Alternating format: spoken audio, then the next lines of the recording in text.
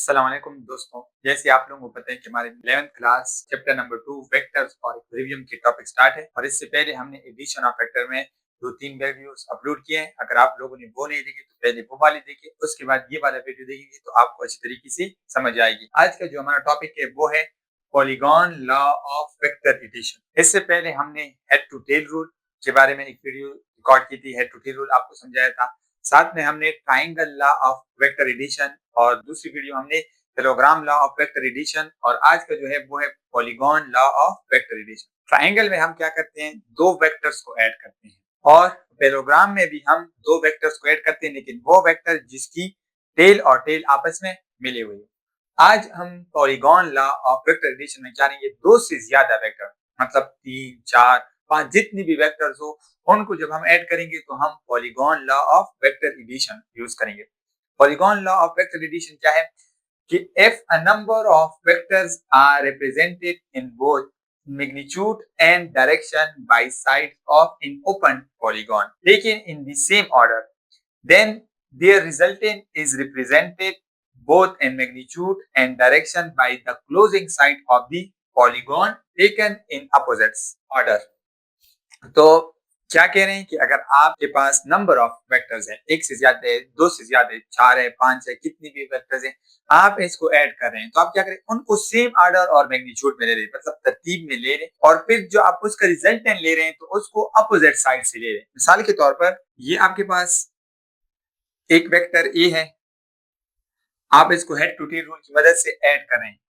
ये आपके पास आ गई वेक्टर बी, ये आपके पास आ गई वेक्टर सी, इस तरह ये वेक्टर आपके पास आ गई डी और ये वेक्टर आपके पास आ गया ई। आपके पास 5 वेक्टर ऐड हो रहे हैं, A B C D E, same order में आप ले रहे हैं ना। देखिए यहां से हमने क्या किया, इसकी टेल को बी की टेल को ए के हेड पे रख दिया हेड टू हेड रूल के मुताबिक। अब सी वाली टेल को ए के हेड पे रख दिया, इसी तरह डी वाली टेल को सी की हेड पे रख दिया और ई वाली टेल को डी के हेड पे रख दिया। अब रिजल्टेंट के लिए आपने अपोजिट साइड पे जाना होगा और ये आपका कहलाएगा रिजल्ट और ये अपोजिट जाएगा और क्लोजिंग साइड ऑफ पैरेललोग्राम होगी। तो ऐसी एडिशन को हम कहते हैं polygon law of vector addition. मतलब आप अगर रिजल्टेंट ले लें तो रिजल्टेंट आपके पास आता है vector A plus vector B plus vector C plus vector D plus vector E. तो इस ऑर्डर को हम कहते हैं, आपके पास क्या है, polygon law of vector addition. ऐसी एडिशन को नंबर ऑफ वेक्टर्स, एक दो से ज्यादा जो नंबर ऑफ वेक्टर्स आप ऐड करेंगे तो उसके लिए हमने यूज करनी है polygon law of vector addition. इसमें हम क्या कहते हैं कि सेम ऑर्डर में लेनी है, जो उसकी डायरेक्शन बदल रही है उसी डायरेक्शन और उसी एंगल पे उसी तरतीब पे हमने लेनी है। दूसरा ये बी, फिर सी, फिर डी, फिर ई और रिजल्टेंट के लिए आपने अपोजिट साइड पे आना है। अपोजिट साइड का मतलब क्या है कि देखिए हम तो या तो इस तरफ हैं, होना तो ये चाहिए था कि ये रिजल्टेंट बनता, लेकिन रिजल्टेंट के लिए इस तरफ पे आना है, तो ये चीज आपके पास कहलाती है polygon law of vector addition. अच्छा, हेड टू टेल रूल में आपने क्या करना है, जैसे हमने स्केल बनानी है इसी तरह आपने इस पे भी स्केल बनानी है और स्केल की मदद से आपने फिर इनको ड्रॉ करनी है, उसी तरतीब के मुताबिक ये आपका रिजल्टेंट आ जाएगा। अच्छा, तो अब हम इसमें से एक न्यूमेरिकल करते हैं। अगर एक न्यूमेरिकल प्रॉब्लम हम सॉल्व करेंगे तो आपको इसकी अच्छी तरीके से समझ आ जाएगी। ये एक न्यूमेरिकल है, हमें कह रहे हैं कि 4 vectors A B C and D from the side of a quadrilateral A B C D. आपके पास एक क्वाड्रिलेटर है जिसके आप साइड्स है ए बी सी डी, ये 4 क्वाड्रिलेटर की साइड है टेकन इन ऑर्डर। इसमें ए की जो मैग्नीट्यूड है वो क्या है 3i प्लस 4j, बी की जो आपके पास है -2i plus 5j and C की आपके पास -4i माइनस 3j। और आपको क्या कह रहे हैं कि फाइंड द वेक्टर डी, आप डी की मैग्नीट्यूड फाइंड करें एंड डायरेक्शन फाइंड करें और तीसरी चीज क्या करें, रिजल्टेंट ऑफ द 4 वेक्टर और 4 वेक्टर का रिजल्टेंट फाइंड करें और किस में आप अपने आंसर को एक्सप्लेन करें पॉलीगॉन लॉ के मुताबिक। तो यहाँ पे जब आप सॉल्यूशन लिखते हैं तो यहाँ पे हमें साइड ए बी ये आपके पास बराबर है वेक्टर ए के और साइड बी सी ये आपके पास बराबर आ रहे हैं वेक्टर डी के। साइड सी डी ये आपके पास बराबर आ रहे हैं वेक्टर सी के, और साइड ए डी ये आपके पास बराबर आ रहे हैं वेक्टर डी। ये चीज आपने लिखनी है। और देखिए अगर हम इसके लिए डायग्राम बना ले तो इस तरह पॉलीगॉन लॉ पे हम एक प्रॉब्लम सॉल्व करते हैं। वो क्या है कि for vectors A B C and D from the side of a coordinators A B C D taken in order, A की मैग्नीट्यूड ये वाली वन है 3i प्लस 4j, बी की magnitude minus 2i plus 5j and C की magnitude minus 4i minus 3j। Find the vector D magnitude. आप इसकी magnitude of resultant find करें and for vectors की, और एक्सप्लेन करें पॉलीगॉन लॉ के मुताबिक। मतलब यहाँ पे आपको क्यों है कि साइड ए बी ये वाला जो साइड है ये आपके पास बराबर है वेक्टर ए के, और साइड बी सी ये आपके पास बराबर आ रहे हैं बी के वेक्टर के, साइड सी डी ये आपके पास बराबर आ रहे हैं वेक्टर डी के, और ए डी ए जो है ये आपके पास बराबर है वेक्टर डी के। अच्छा, पॉलीगॉन लॉ के मुताबिक अगर आप इस डायग्राम को देखिए तो हमें पता है कि vector head to tail rule के मुताबिक आपके पास जो रिजल्टेंट होगा वो फर्स्ट वेक्टर के टेल से लास्ट वेक्टर की हेड तक जाएगा। लेकिन ये क्लोज और कोऑर्डिनेटर्स है इसमें, तो इसमें क्या हुआ है कि इसकी रिजल्टेंट जीरो आ रही है, क्योंकि जहां पे इसकी इनिशियल पॉइंट बन रही है वहां पे इसका फाइनल पॉइंट भी आ रहे हैं। तो ये इसमें से रिजल्टेंट कुछ भी नहीं आ सकता। मतलब यहाँ पे क्या है कि हम कह सकते हैं कि vector A plus B plus C plus D is equal to 0। तो ये इन तमाम को हम वेक्टर की हेड टू टेल रूल की मदद से ऐड करेंगे तो रिजल्टेंट क्या आएगा 0 आएगा।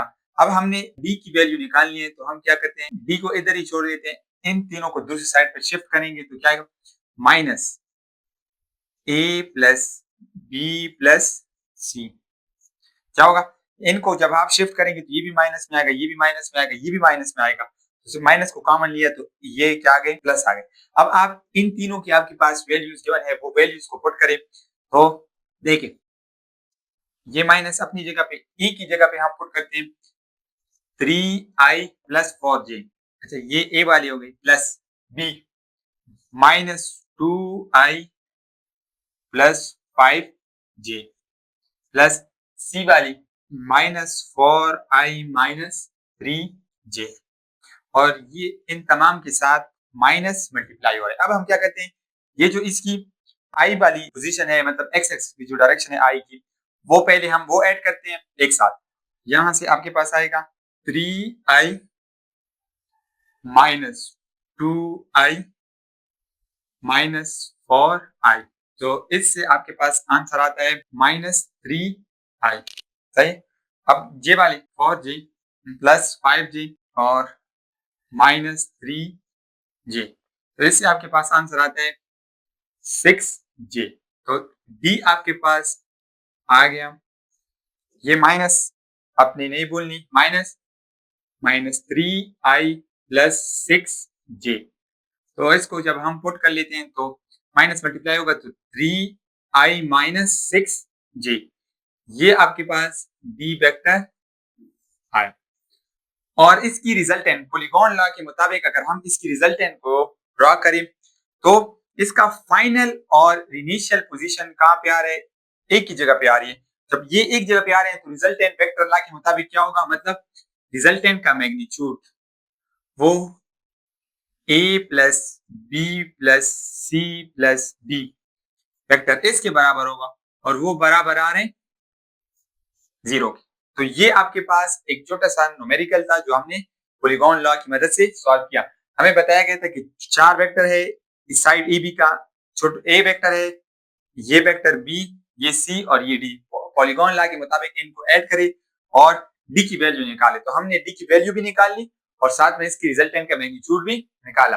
अच्छा, अब हम इसमें एक छोटा सा और टॉपिक है कि सबट्रैक्शन ऑफ वेक्टर हम किस तरह करेंगे। ये वाला टॉपिक आते हैं कि सबट्रैक्शन ऑफ वेक्टर, मतलब अब वेक्टर्स को हम किस तरह सबट्रैक्ट करेंगे। तो देखिए हमारे पास वेक्टर की सबट्रैक्शन के कोई डायरेक्ट मेथड नहीं है, हम उसी हेड टू टेल रूल को यूज करेंगे। लेकिन क्या करेंगे कि जिस डायरेक्शन में प्लस वेक्टर जा रहे हैं उसकी डायरेक्शन को सिर्फ चेंज करेंगे। मिसाल के तौर पर अगर ये एक वेक्टर ए है और ये एक वेक्टर बी है और आप इस दोनों को ऐड करें, मतलब a प्लस बी निकाल रहे हैं हेड टू टेल रूल की मदद से। हम क्या करते हैं कि पहले वेक्टर इस तरह ले लेते हैं और दूसरे वेक्टर को ऐसे ले लेते हैं और रिजल्टेंट के लिए इधर से इधर तक आते हैं, तो ये आपका रिजल्टेंट होता है। लेकिन सब्ट्रैक्शन में क्या होगा कि फर्स्ट वेक्टर को आप उसी तरह ले लें और बी वेक्टर की डायरेक्शन को चेंज कर लें। पहले ये इस तरफ जा रहे हैं तो अब ये नीचे की तरफ आ रहे हैं, ये आपके पास होगा माइनस और रिजल्टेंट आपके पास अब ये वाला होगा और ये जो रिजल्टेंट कहलाएगा वो आपके पास होगा a प्लस माइनस बी। मतलब इसका ये मतलब हुआ कि हमारे पास सब्ट्रैक्शन ऑफ वेक्टर का डायरेक्ट कोई मेथड नहीं है। हम हेड टू टेल रूल की मदद से जैसे हम एडिशन करते हैं वही मेथड यूज करेंगे, लेकिन सिर्फ और सिर्फ उसकी डायरेक्शन को चेंज करेंगे। तो डायरेक्शन चेंज हो जाएगी तो उसकी जो आपके पास है सब्ट्रैक्शन हो जाएगी। तो ये था आज का लेक्चर। अगर इस हवाले से कोई क्वेश्चन हो तो हमें कमेंट सेक्शन में जरूर बताइए। ओके, अल्लाह हाफिज।